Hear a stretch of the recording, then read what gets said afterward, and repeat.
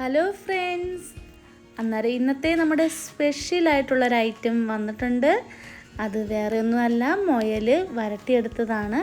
അന്നേരം ഇത് എങ്ങനെ സിമ്പിളായിട്ടുണ്ടാക്കാമെന്നുള്ളത് നമുക്ക് കാണാമല്ലേ. നമുക്കതിനായിട്ട് ആദ്യം തന്നെ മുയലിറച്ചി ഞാനിവിടെ റെഡി ചെയ്ത് വെച്ചിട്ടുണ്ട്. നല്ല കഴുകി വൃത്തിയാക്കി എടുത്തിട്ടുണ്ട്. അതിനുശേഷം നമുക്ക് വേണ്ട ഐറ്റംസുകളെല്ലാം റെഡിയാക്കി വെക്കാം. അന്നേരം നമ്മുടെ മുയലിറച്ചിക്ക് വേണ്ട എല്ലാ ഐറ്റംസുകളും ഞാനിവിടെ റെഡി ചെയ്ത് വെച്ചിട്ടുണ്ട്. ഞാനിവിടെ 3 സവോളയാണ് എടുത്തേക്കുന്നത്, ഒരു വലിയ തക്കാളി എടുത്തിട്ടുണ്ട്, അതുപോലെ തന്നെ ഒരു മീഡിയം കഷ്ണം ഇഞ്ചിയുണ്ട്, ഒരു കുടം വെളുത്തുള്ളിയുണ്ട്, 4 കഷ്ണം പച്ചമുളകും എടുത്തിട്ടുണ്ട്, കുറച്ച് കറിവേപ്പിലയും കൂടെ. ഞാനിവിടെ എടുത്തേക്കുന്നത് 1 കിലോ മുയലിറച്ചിയാണ്.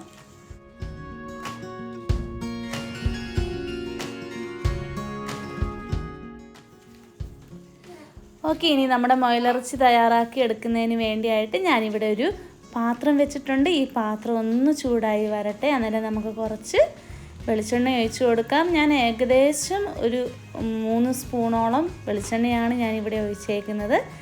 അതിന് ശേഷം നമുക്ക് കടുക് പൊട്ടിക്കാം. കടുക് പൊട്ടിച്ചൊന്ന് വരുമ്പോഴത്തേക്ക് നമുക്ക് കറിവേപ്പിലയും കൂടെ ഇട്ട് കൊടുക്കാം.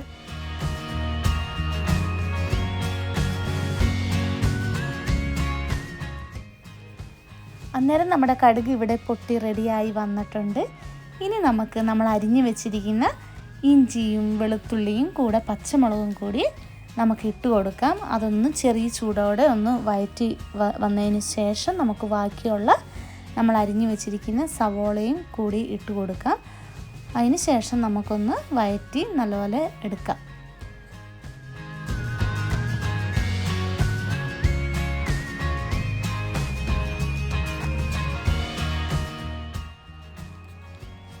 ഇതിൻ്റെ കൂടെ നമുക്ക് പാകത്തിന് ഉപ്പും കൂടിയും ചേർത്ത് വേണം ഒന്ന് വഴറ്റിയെടുക്കാനായിട്ട്. അതിന് ശേഷം നമുക്ക് ഇനി നമ്മുടെ മസാലകളെല്ലാം നമുക്ക് ഇതിലോട്ട് ഇട്ട് കൊടുക്കാം. അന്നേരം എന്തൊക്കെ മസാലയാണെന്ന് നമുക്ക് കാണാം. ഇപ്പം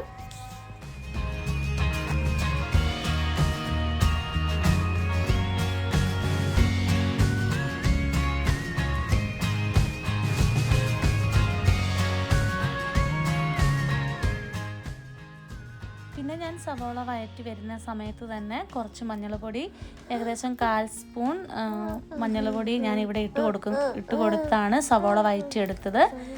അതിനുശേഷം നമ്മുടെ മസാലകളെല്ലാം നമുക്ക് ഇട്ട് കൊടുക്കാം. ഞാനിവിടെ എടുത്തേക്കുന്നത് 2 സ്പൂൺ ഇറച്ചി മസാലയാണ്, കൂടെ 3 സ്പൂൺ മല്ലിപ്പൊടിയും, പിന്നെ 1 സ്പൂൺ കുരുമുളക് പൊടിയും 1/2 സ്പൂൺ ഗരം മസാലയുമാണ് ഞാനിവിടെ എടുത്തേക്കുന്നത്. പിന്നെ നമ്മുടെ മുളക് പൊടിയും കൂടി ആഡ് ചെയ്തിട്ടുണ്ട്. അത് എരിവുള്ള മുളക് പൊടി 1/2 സ്പൂണും എരിവില്ലാത്ത കാശ്മീരി മുളക് പൊടി 1 സ്പൂണുമാണ് ഇട്ട് കൊടുത്തേക്കുന്നത്. ഈ മസാലകളെല്ലാം നമുക്ക് നല്ലപോലെ ഇതിലൊന്ന് ഇട്ട് വഴറ്റി നല്ലപോലെ എണ്ണയിലൊന്ന് മൂപ്പിച്ചെടുക്കാം.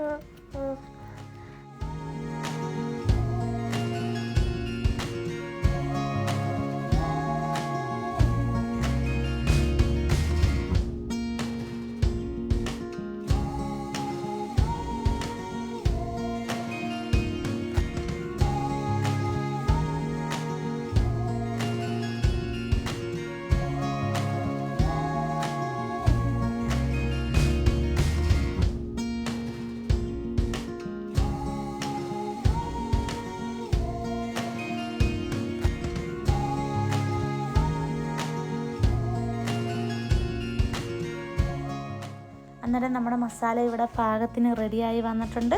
അന്നേരം നമുക്ക് ഇനി അരിഞ്ഞു വെച്ചിരിക്കുന്ന തക്കാളിയും കൂടി ഇട്ട് ഒന്ന് മൂപ്പിച്ചെടുക്കാം.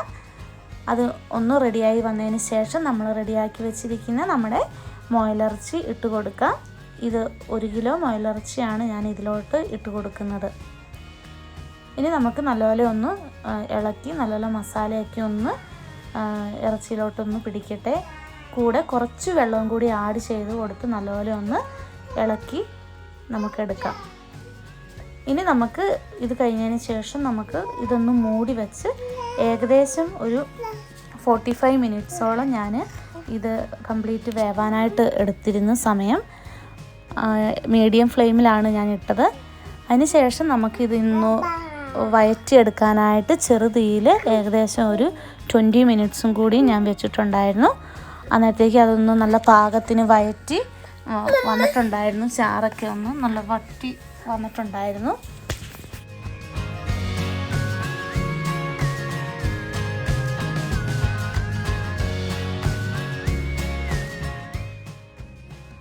പിന്നെ ഈ മുയലിറച്ചിയുടെ ആ ഒരു പ്രത്യേകത എന്ന് പറഞ്ഞാൽ അതിൻ്റെ ഒരു വെറൈറ്റി ആയിട്ടുള്ള ഒരു ടേസ്റ്റ് തന്നെയാണ്. ഒരു നല്ലൊരു ഫീൽ തന്നെയായിരുന്നു. ആ ടേസ്റ്റ് നമുക്ക് പറഞ്ഞറിയിക്കാൻ പറ്റത്തില്ല, അത്രയും നല്ലൊരു ടേസ്റ്റായിരുന്നു. അന്നേരം നിങ്ങളും അത് ട്രൈ ചെയ്ത്